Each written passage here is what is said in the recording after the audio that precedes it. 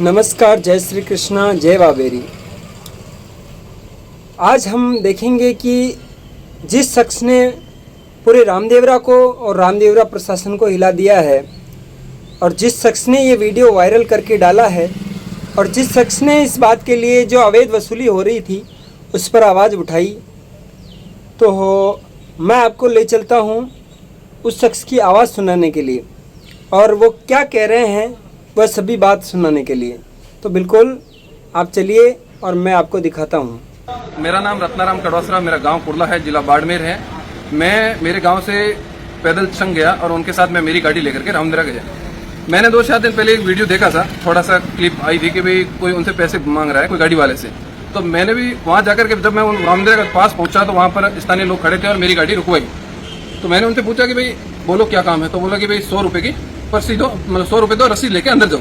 मैंने बोला किस बात की रसीद, आप मुझे ये बताओ पहले। तो उनके पास कोई संतुष्टिजनक जवाब तो नहीं था, पर वो मतलब दादागिरी के हिसाब से बात कर रहे थे कि वो ये बात हमें पूछने की जरूरत नहीं है और आप तो हमें सीधा 100 रुपये दो और सीधा निकलो। मैंने बोला कि आप 100 रुपये किस बेस पे मांग रहे हो, पहले मुझे ये बताओ।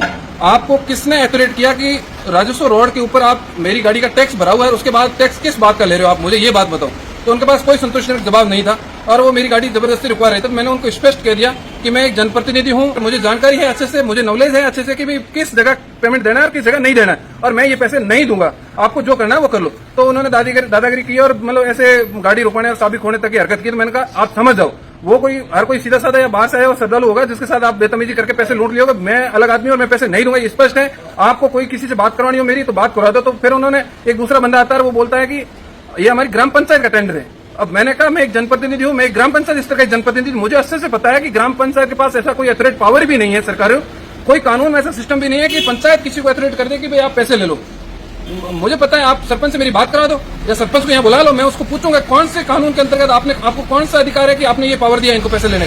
तो फिर उनके पास कोई जवाब नहीं था, बोला कि जाने नहीं देंगे, ये करेंगे। मैं बोला मैं तो जाऊंगा ही। ये रामदेवरा के 2 किलोमीटर 4 किलोमीटर उन्होंने 7 अड्डे बना रखे हैं। मैंने वहाँ के लोकल स्थानीय लोगों से फिर पता किया तो उन्होंने वो कुछ भी नहीं है। मैंने उनको पूछा, फिर वो बोला कि हमारे एक सीनियर को यार उससे बात कर लो और ऐसे बेतमीजी से बात कर रहा है। मैंने बोला कि भाई आप बात पहले तो मतलब तरीके से करो, मैं भी आपको तमीज दे रहा हूँ, आप तमीजी से बात करो, ऐसे मतलब बेतमीज तरीके से बात मत करो। तो हमारा कोई सीनियर है उससे बात करो। वो सीनियर जब आता है और वो मेरे सामने बात करता है तो मैं उनको पूछता हूँ भाई क्या किस बात के पैसे आप हम लोगों से वसूल रहे हो। तो बोल रहा है कि हमारा एसडीएम का पावर है, हमको एसडीएम ये मतलब दिया है, टेंडर एसडीएम ने दिया है, एसडीएम कॉपी है हमारे पास। तो मैं मतलब कॉपी बताओ। तो तब उन्होंने एक कॉपी ऐसे ही जो उनकी मतलब बनाई हुई कॉपी हाथ से थी, कोई भी मतलब एसडीएम का मतलब नहीं था लेटर।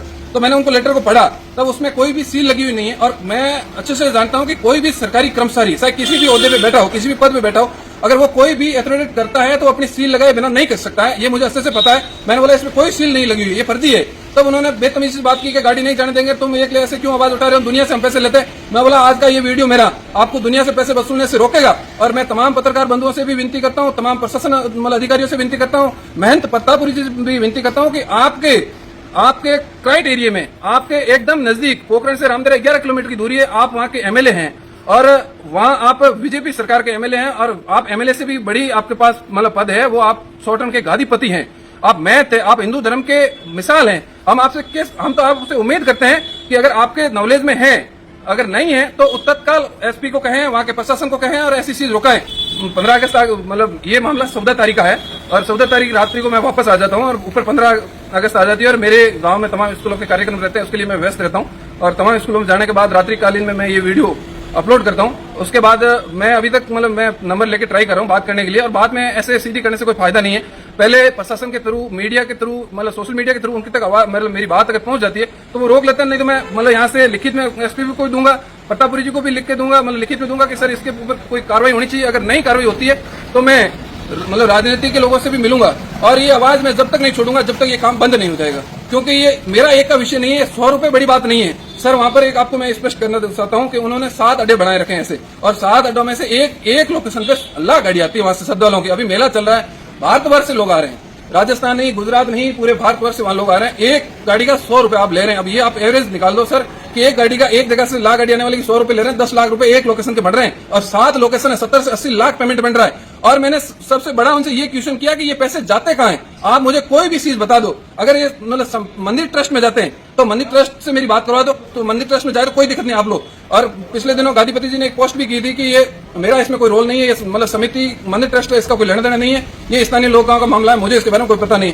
ये भी बात मैंने सुनी थी, तो उनको पूछा भी था, तो उन्होंने बोला ये उससे कोई मतलब नहीं है।